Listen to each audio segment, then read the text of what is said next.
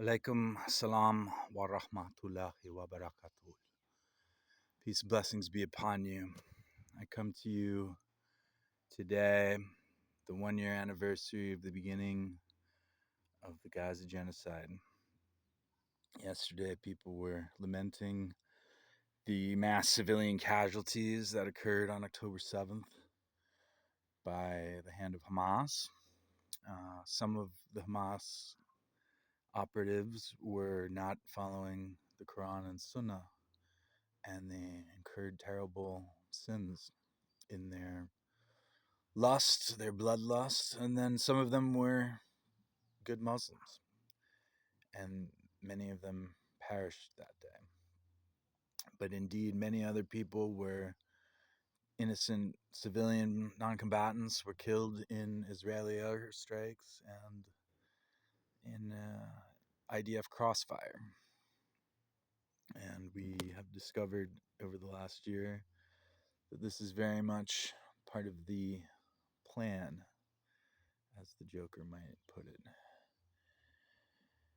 And on October 6th, I was closing out the Juma by watching documentaries about evils in Iraq. A group of young women who were essentially being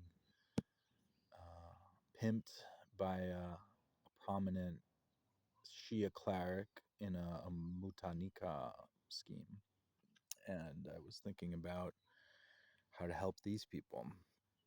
And I had been thinking a lot about all of the Syrian refugees and the scale of that problem, and the populations in Zaatari in Jordan and north of Syria and Turkey, the future of the impermanent residents of Turkey in the millions, and just how could I possibly earn enough money to even really help like 1,000 of them out of the millions, right?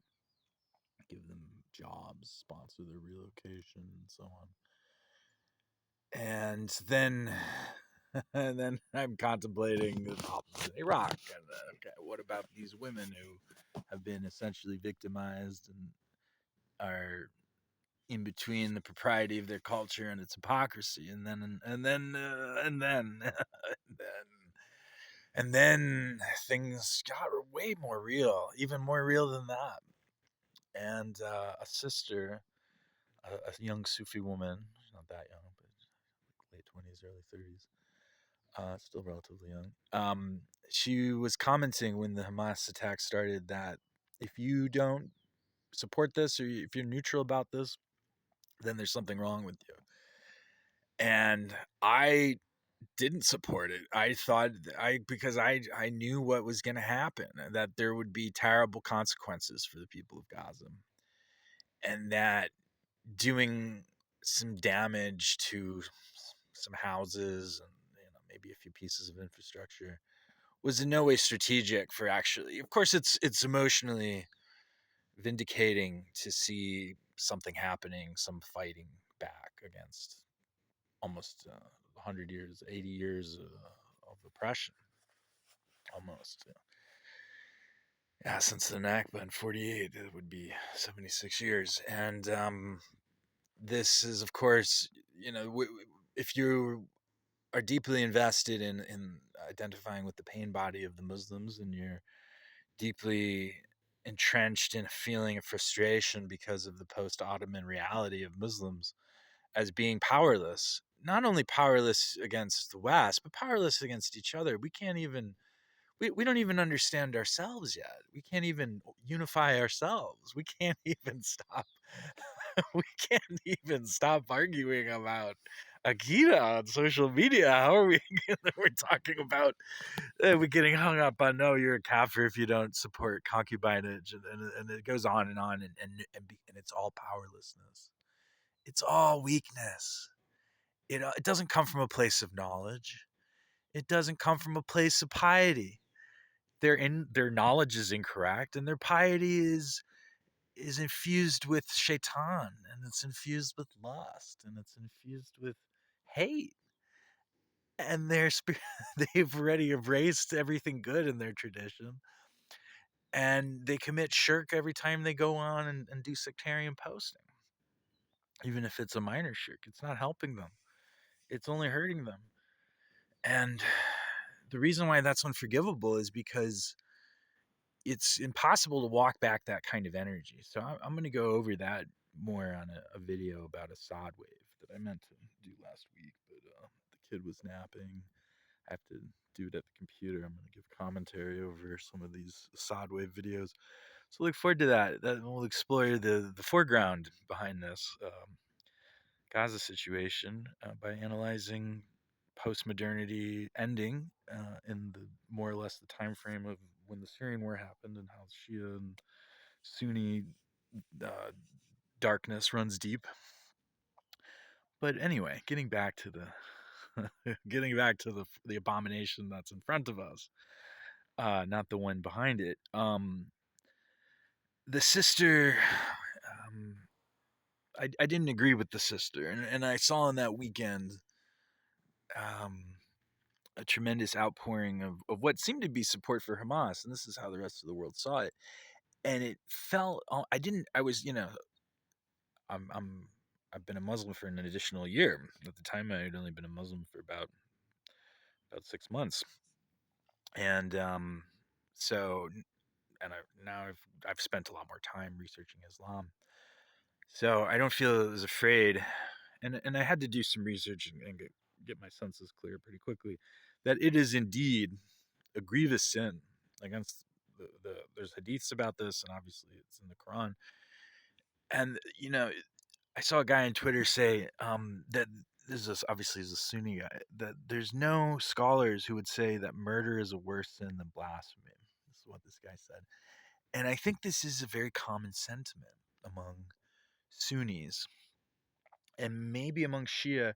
And I think the way that they rationalize it and is that there's so many hadiths that the hadith about not killing non-combatants is you can get lost in the shuffle, as with hadiths about mercy and other nice hadiths, right? It's a big body. The Quran is it's also pretty big. I find people pick it, here's this quote, and they'll pick and choose and things, and but there's the verse about killing a mu'min is unforgivable and invokes the curse of God, and it's the worst thing. It's really tough.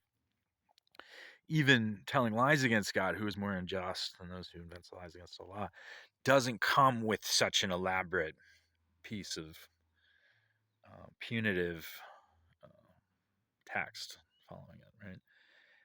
Um, so maybe you could walk that back, but and get some forgiveness, and they're going to count against you in a big way, but they're not necessarily like kind of maybe it's like there's all kinds of opinions and interpretations of Islam, whether they're majoritarian normative or more very liberal or in between.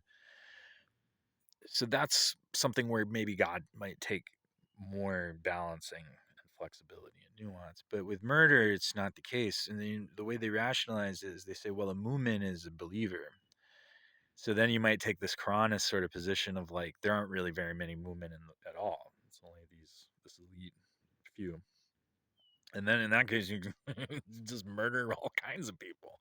But generally speaking, I think the way that Sunni Orthodoxy interprets that is that basically it's not so bad to kill a non-Muslim. Now there is a hadith, whoever kills a dhimmi, right? But if it's in a Dar al-Kuf type situation, such as Hamas breaching into Israel or breaching into occupied Palestine, that's called Israel if you prefer, then it would be fair game. But generally speaking, and so you see how something as important as this, there's confusion about it. But I did some research and I quelled that confusion.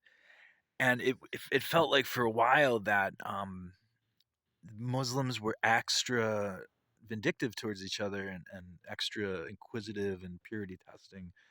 And now instead of takfiring each other, calling each other non-Muslims or kafirs now I feel like we're calling each other deviants and phasics. And this is progress. This is inshallah. This is the path that the ummah is ultimately going to keep on from the Aman Accord to present. But at that moment, it was a very dark atmosphere, and people almost were insinuating that you're maybe a munafiq if you're not on board with with Team Muslim, and it became this team sports interpretation of morality rather than a God's eye view, attempting to understand God's judging criteria view of morality, which is really what the Quran is trying to clarify from all of the differences before it, right? This is the clarity that we aspire to. This is the true yaqeen, and this is the fruit of taqwa. And then among the Western people, the Christians who are supporting Israel, like in America, for example, I do know quite a few Jews who Jewish people, shall we say, who are more liberal, tend to be more Reformed Jews, or they're not terribly religious, they're basically secular, and they object to Zionism because they're good people, they have a moral compass.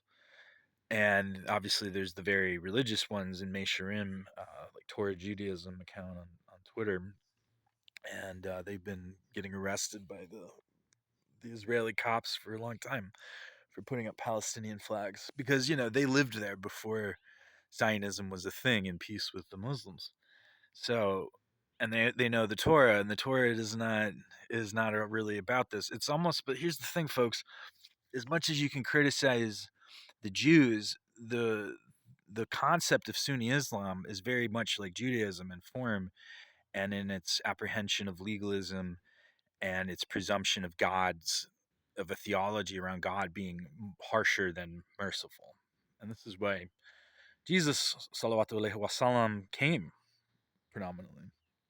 There's a few other reasons, but that was the main crux of the mission. So you're coming to a society that's very advanced, and then you're saying, okay, you're praying throughout, you're following the dietary laws, everybody's more or less chaste and so on, but you're missing the heart, and you're actually doing damage in more subtle ways. So you need to breathe in this beautiful spirituality and understand the spirit behind the law, not just the letter of the law. And this is where Muslims are today. Muslims need the Injil. Muslims need this kind of guidance. And then you see some of this current in Shia Islam, and you see it in Sufi Islam, but it's been covered up by Usuli Khomeiniism and the Shia side, and obviously the torrents of sectarian flare-ups since then. And the numbers are bigger than what Israel has done.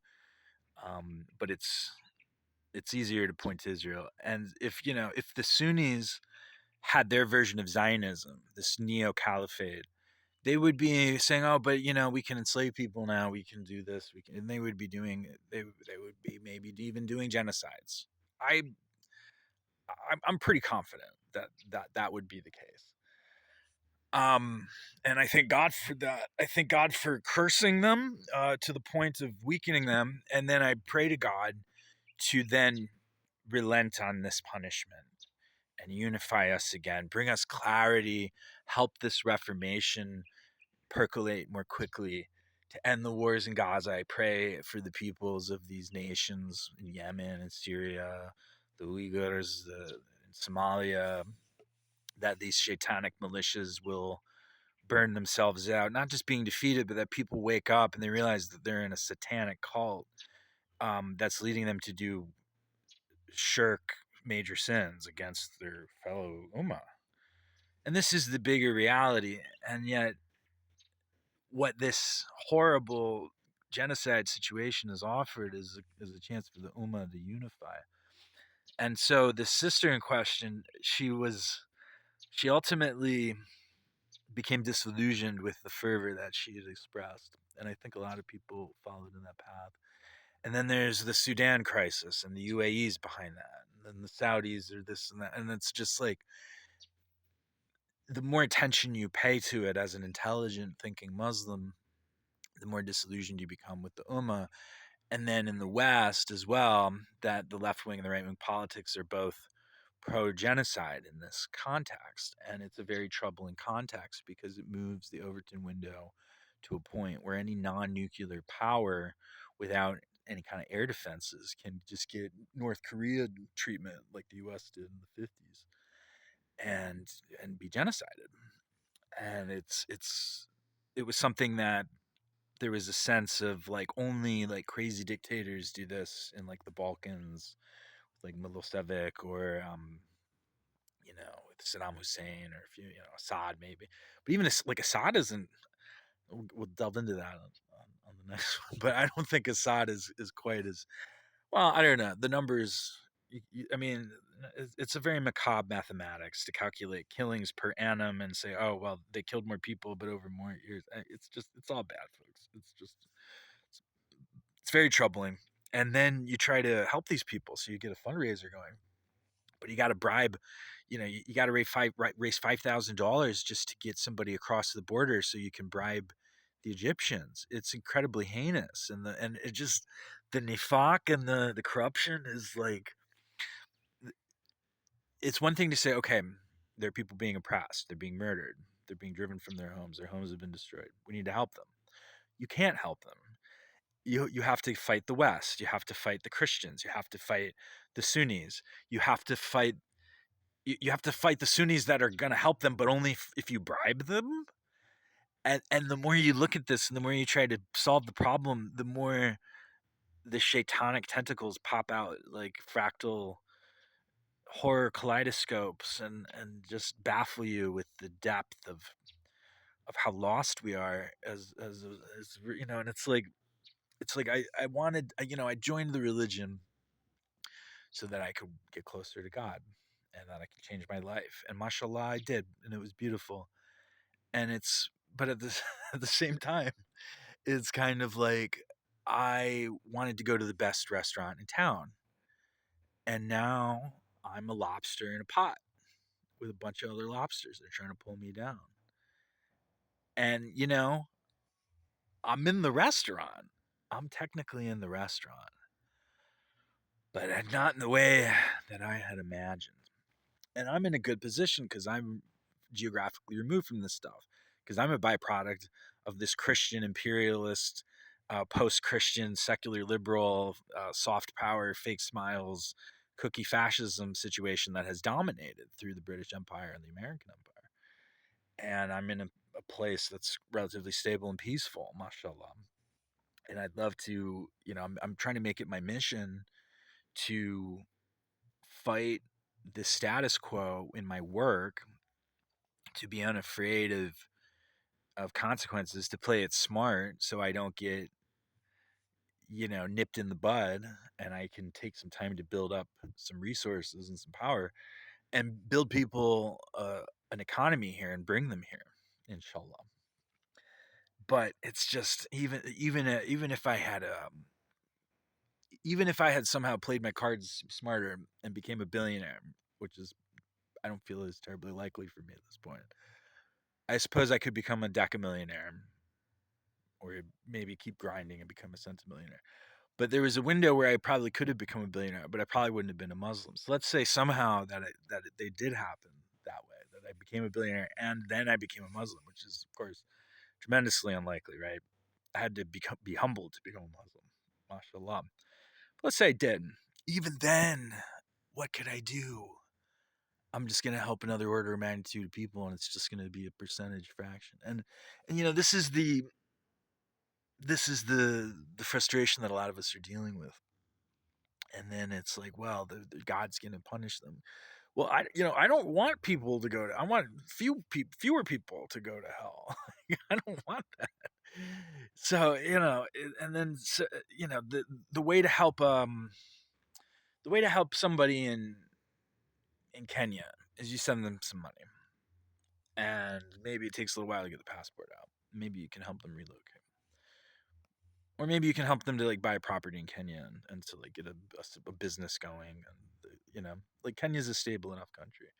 And the way that you help someone in Afghanistan or in India is that it's kind of a similar situation. Afghanistan's a little tougher, and the way you help someone in Turkey who's a Syrian refugee is that it's a little harder to get their papers out of Damascus, but it's stable enough. There's law firms, so it's just some extra steps.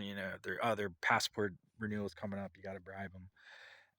In Yemen, it's a little hard. If you got someone in Sana'a you want to relocate, you got to try to get them to move down to Aden. Can they get through the Houthi checkpoints on the bus? Do they have a male guardian or a way to get a signature on something? And then they're in 8, and then you bribe the passport. Then you can plug in the papers. So you see the difficulties going up, right? And then for a Lebanese right now, they're in a war situation because they're being invaded, so it's a little bit harder. Whereas before, it might have been easier than Yemen, or it would have been slightly easier than a southern Yemeni.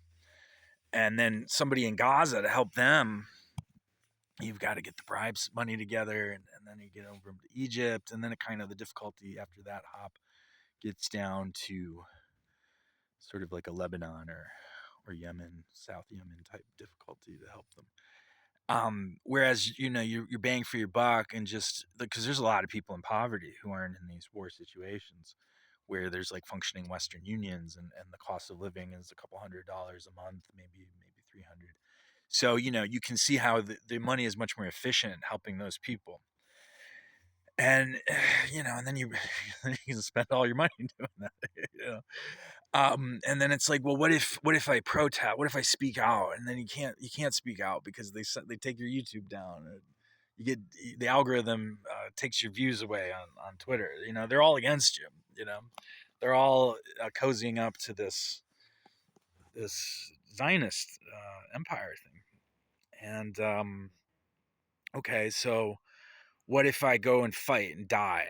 And it's like, well, you're just gonna get blown up by a drone. I mean, you might take out a few IDF guys with your machine gun, but so what? Like it's gonna be an escalation on missile warfare under the game theory of nuclear brinksmanship. I mean, that it's very serious stuff.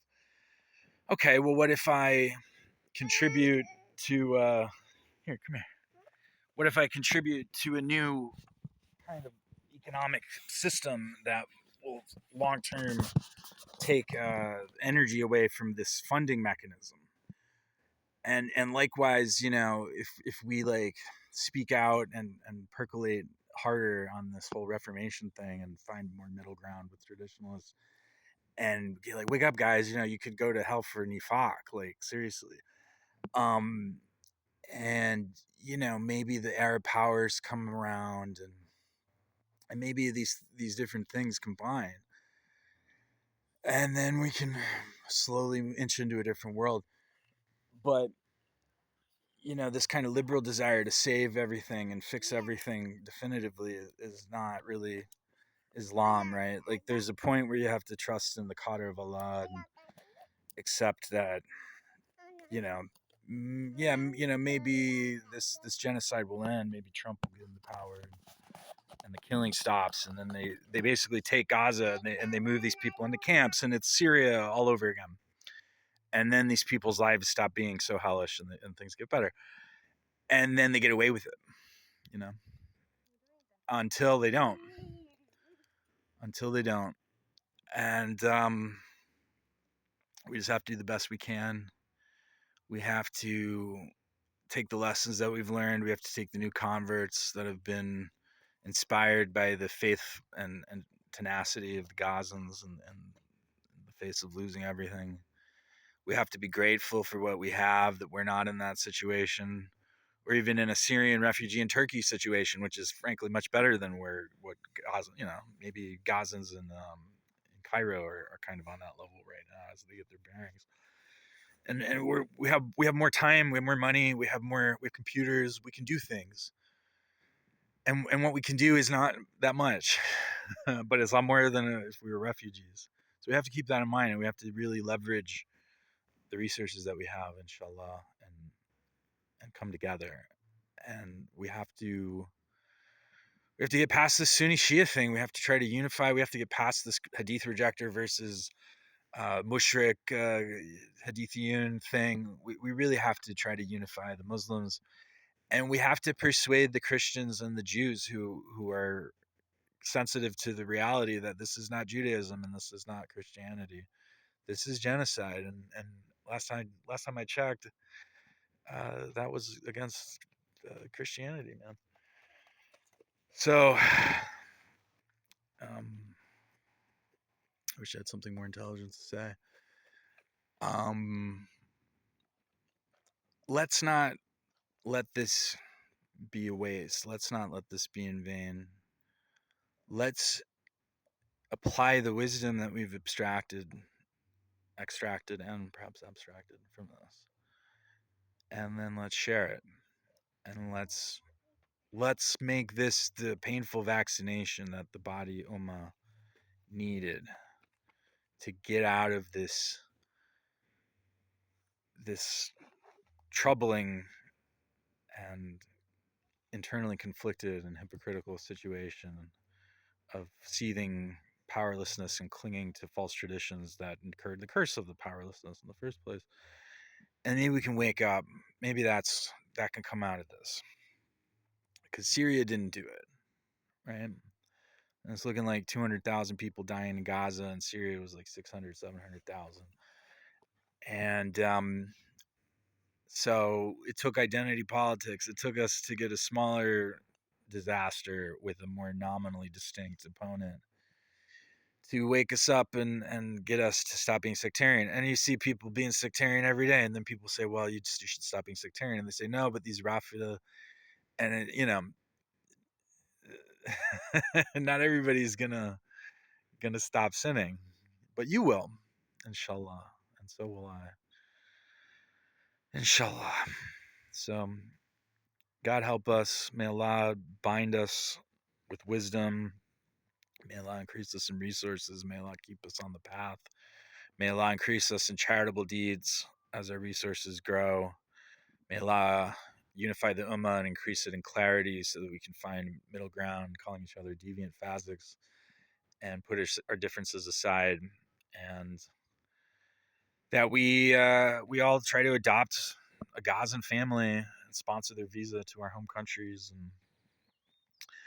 and also to realize that the defeats like this and impunity like this is going to continue until we create an economic base that is halal and that is outside of the petrodollar scheme, or the counterpoint, which is the Iranian Russo Sino Iron Triangle scheme, which is obviously it's an alternative of having power. They got some good drones and missiles, but it's not the ideal either. Peace and blessings be upon you, and may 1 year from now have a brighter retrospective on this disaster, inshallah.